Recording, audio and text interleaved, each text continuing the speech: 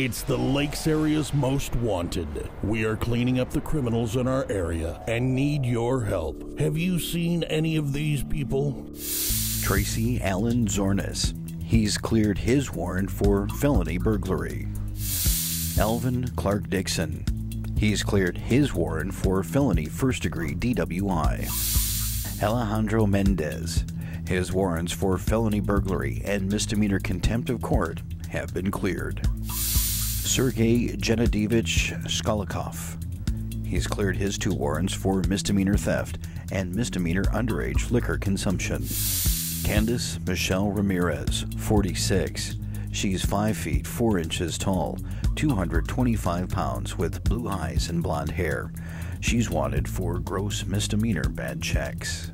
Stacy Ray Riddle. She's cleared her warrants for felony financial credit card fraud. Brandon Jared Smith, 29.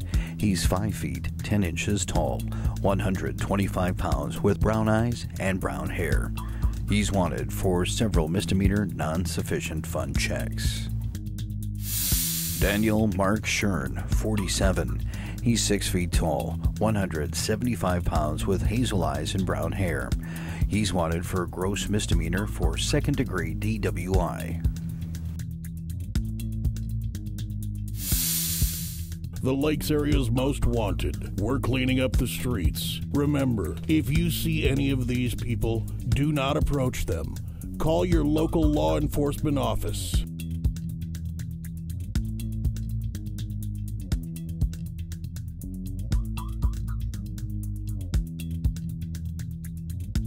And now, a word from our area law enforcement. Today I'm going to talk about foreclosures. In the past several years there's been an increase in the Detroit Lakes area and Becker County in the number of foreclosure sales. 2008 we did approximately 5 foreclosure sales per month. 2009 that number was up to 6.7 sales per month, and this year so far we're averaging approximately 7.9 sales per month. I am not an attorney. I cannot give legal advice. If you have any questions or concerns on foreclosure sales, please contact an attorney. They'd be more than happy to help you with your questions.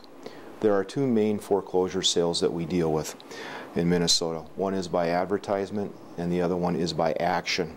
A foreclosure by advertisement is the most common, and that's normally what you'll see published in the paper. It takes place when a mortgagor defaults on a loan.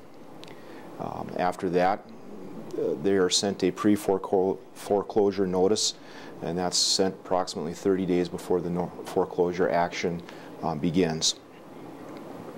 Once the foreclosure action begins, the notice is published in the paper for approximately 6 weeks. After that, the sheriff's office will serve a notice, or a private server will serve a notice on the occupants of the dwelling, and that will take place 4 weeks prior to the sale. Included with that package is a homestead designation notice and a help for homeowners notice and a tenant rights notice. If there's any liens against the property, that will be, the IRS will be notified 25 days prior, and the Commerce, or the Department of Commerce for the state liens, will be notified 25 days prior also. The sheriff's office will conduct the sale at approximately 1 o'clock Tuesday through Thursday. At the sale, anybody is allowed to bid. The terms of the sale are cash or certified funds. Most times the mortgage company purchases the sheriff's certificate on the foreclosure. After that, there is a redemption period that varies from property to property. It can depend upon, it can go as little as 5 weeks or it can go as high as a year. The second foreclosure that I would like to talk about is by action. An attorney basically drafts a summons and complaint. A notice of less pendants is filed with the county recorder's office or the register of titles. A summons and complaint is served upon the owner of the property. If the owner of the property is unable to be served, they will do what's called a publication of the notice. If no answer has been given to the mortgage company within the 20-day period, they will ask for a judgment by default. If it was published, it's 21 days. If there is an answer filed with the attorneys, they will then proceed to trial and discovery.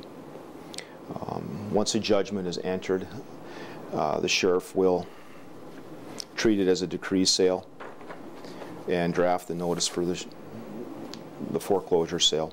A notice will be published in the paper for approximately 6 weeks prior to the sale, and then the owner will be notified and served 4 weeks prior to the sale.